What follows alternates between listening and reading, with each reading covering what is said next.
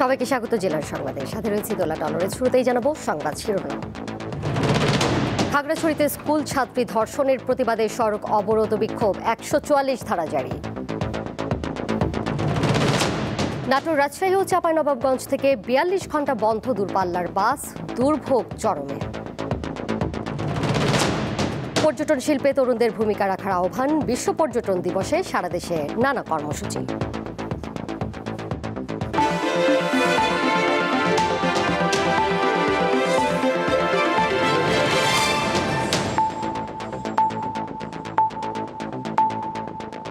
খাগড়াছড়িতে অনির্দিষ্টকালের জন্য 144 ধারা জারি করেছে জেলা প্রশাসন।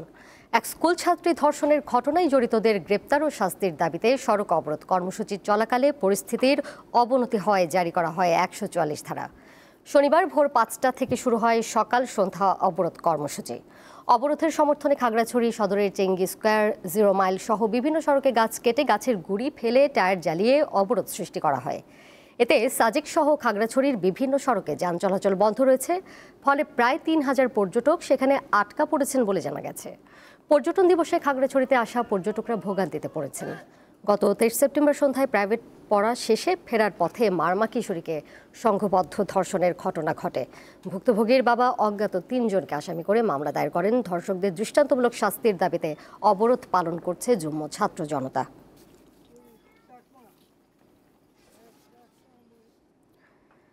শ্রমিকদের বেতন বৃদ্ধি ইস্যুকে কেন্দ্র করে চাঁপাইনবাবগঞ্জ, রাজশাহী ও নাটোর থেকে ঢাকাগামী বাস চলাচল আজও বন্ধ রয়েছে। টানা 42 ঘন্টা দূরপাল্লার বাস চলাচল না করে চরম ভোগান্তিতে পড়েছেন যাত্রীরা। বৃহস্পতিবার রাত থেকে পূর্ব ঘোষণা ছাড়াই বাস বন্ধ রাখার সিদ্ধান্ত নেয় মালিকরা। শনিবার সকালে রাজশাহীর শিরোইল ঢাকা বাস স্ট্যান্ডে আসেন অনেকে, কিন্তু দূরপাল্লার বাস না পেয়ে বিপাকে পড়েন তারা। সম্প্রতি শ্রমিকরা বেতন বৃদ্ধির দাবিতে আন্দোলন শুরু করলে কয়েক দফায় বাস চলাচল বন্ধ হয়ে যায়। সংকট নিরসনে গত 23 সেপ্টেম্বর ঢাকায় শ্রমিক ও মালিক পক্ষের বৈঠকে বেতন বৃদ্ধির সিদ্ধান্ত হয়। ওই সিদ্ধান্ত বাস্তবায়নের আগেই মালিক পক্ষ বাস চলাচল বন্ধ করে দেয়।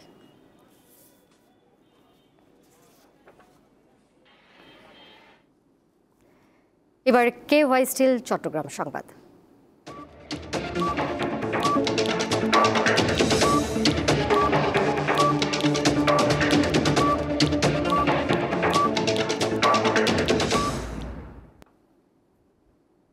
কেউ অস্বাভাবিক চাল মজুত করলে তার বিরুদ্ধে সরকার কঠোর ব্যবস্থা নেবে বলে হুঁশিয়ারি দিয়েছেন খাদ্য উপদেষ্টা আলী ইমাম মজুমদার। দুপুরে চট্টগ্রাম সার্কিট হাউসে খাদ্য বিভাগের কর্মকর্তাদের সাথে মত বিনিময়ে খাদ্য উপদেষ্টা বলেন, বর্তমানে 16 লাখ টন চাল এবং 1 লাখ টন গম রয়েছে। এছাড়া বিপুল পরিমাণ গম দেশে আসার পথে, ফলে চালের বাজার অস্থিতিশীল হওয়ার কোনো সুযোগ নেই। চট্টগ্রাম বিভাগীয় কমিশনার মোহাম্মদ জিয়াউদ্দিনের সভাপতিত্বে সভায় উপস্থিত ছিলেন খাদ্য অধিদপ্তরের মহাপরিচালক মোহাম্মদ আবুল হাসনাত হুমায়ুন কবির। যদি প্রাকৃতিক বিপর্যয় না ঘটে, ভালো ফলন যদি হয়, আমরা সর্বোচ্চ পরিমাণে প্রকিউরমেন্ট করার চেষ্টা করব, যতটা করা সম্ভব হয়। আমরা ফেব্রুয়ারি পর্যন্ত আমাদের একটা টার্গেট আছে, যে মধ্য ফেব্রুয়ারিতে আমরা এমন একটা টার্গেট থাকতে চাই যে যেরকম মজুদ থাকার কথা তার চেয়ে ইনশাল্লাহ বেশি ছাড়া কম থাকবে না। নানা কর্মসূচির মধ্য দিয়ে বিশ্বের অন্যান্য দেশের মতো সারা দেশে উদযাপিত হচ্ছে বিশ্ব পর্যটন দিবস। শনিবার সকালে বাগেরহাটের মোংলায় পর্যটন র্যালি বের হয়। পর্যটন কর্পোরেশনের আয়োজনে র্যালিটি পিকনিক কর্নার এলাকা প্রদক্ষিণ করে, পরে পশুর নদীতে নৌ র্যালি অনুষ্ঠিত হয়। এছাড়া হোটেল পশুর মিলনায়তনে আলোচনা সভায় বক্তব্য রাখেন অতিথিরা। এছাড়া টেকসই উন্নয়নে পর্যটন এই প্রতিপাদে রাঙামাটিতে বিশ্ব পর্যটন দিবস পালিত হয়েছে। এ উপলক্ষে রাঙামাটি পার্বত্য জেলা পরিষদ বিভিন্ন অনুষ্ঠানের আয়োজন করে। কক্সবাজারেও পালিত হয়েছে বিশ্ব পর্যটন দিবস। সকালে জেলা প্রশাসন সহ পর্যটন সংশ্লিষ্টরা বর্ণাঢ্য র্যালি করে। কক্সবাজারের পর্যটনকে আরও বড় পরিসরে এগিয়ে নেওয়ার প্রত্যয় ব্যক্ত করেন তারা।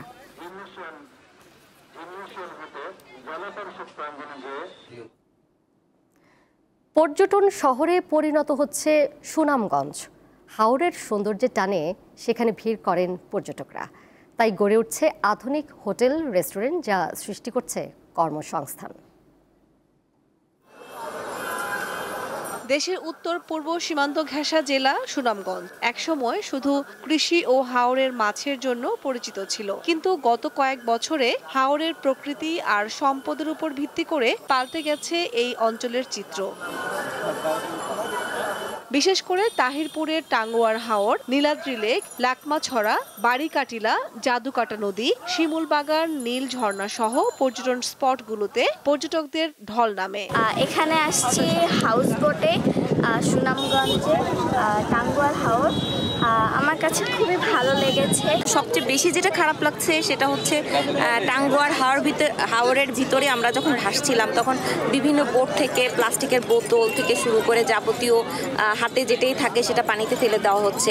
প্লাস্টিক ব্যবহার করা হচ্ছে যে আমাদের পরিবেশের জন্য ক্ষতিকর, এই ব্যাপারে সবার সচেতন হওয়া উচিত। পর্যটকদের সেবায় নতুন রূপে গড়ে উঠছে জেলা শহর। নির্মিত হচ্ছে আধুনিক বিলাসবহুল হোটেল রেস্টুরেন্ট, যেগুলোতে কাজের সুযোগ পাচ্ছেন স্থানীয় তরুণ তরুণীরা।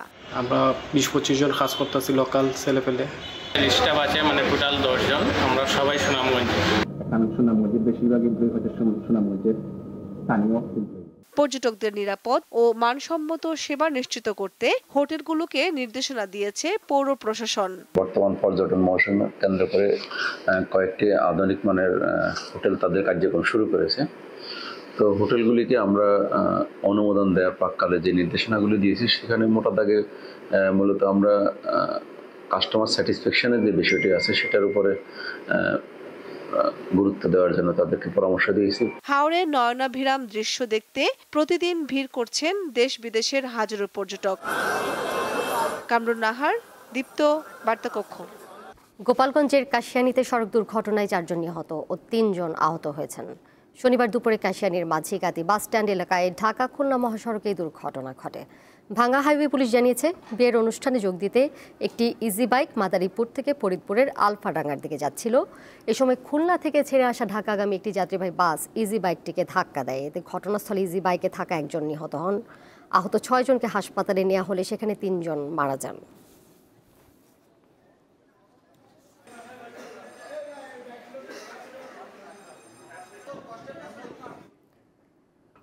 অন্তর্বর্তীকালীন সরকারকে নস্যাৎ করতে প্রচেষ্টা চলছে বলে মন্তব্য করেছেন বিএনপির সিনিয়র যুগ্ম মহাসচিব রুহুল কবির রিজভী।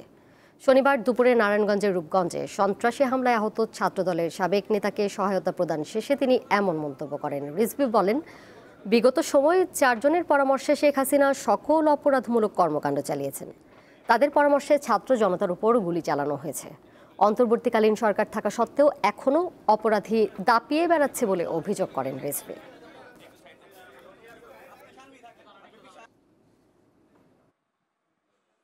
ডক্টর ইউনূস সাহেব যখন তত্ত্বাবধায়ক সরকারের প্রধান, তখন কেন আজও সমাজের মধ্যে অপরাধীরা, দুর্বৃত্তরা আজকে দাপিয়ে বেড়াচ্ছে?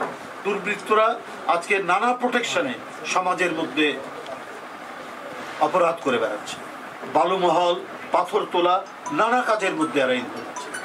আজকে যে অভিযোগটা উঠেছে যে প্রশাসনের বিভিন্ন স্তরে স্তরে আওয়ামী লীগের দোসররা তারা আছে এবং এই আশুলিয়ায় বকেয়া বেতন পরিশোধ বন্ধ কারখানা খুলে দেওয়ার দাবিতে মানববন্ধন করেছে নাসা গ্রুপের 16টি কারখানার শ্রমিকরা। শনিবার সকালে কারখানা এলাকায় এই কর্মসূচি পালন করেন শ্রমিকরা।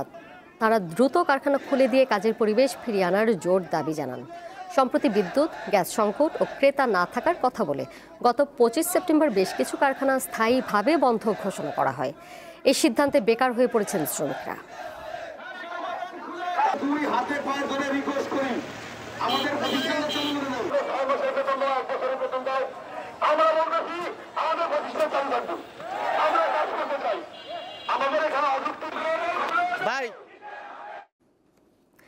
শেষ করব জেলার সংবাদ, যাবার আগে এই শিরোনামগুলো জানিয়ে দেব আরও একবার। খাগড়াছড়িতে স্কুল ছাত্রী ধর্ষণের প্রতিবাদে সড়ক অবরোধ বিক্ষোভ, 144 ধারা জারি। নাটোর, রাজশাহী ও চাঁপাইনবাবগঞ্জ থেকে 42 ঘন্টা বন্ধ দূরপাল্লার বাস, দুর্ভোগ চরমে। পর্যটন শিল্পে তরুণদের ভূমিকা রাখার আহ্বান, বিশ্ব পর্যটন দিবসে সারা দেশে নানা কর্মসূচি।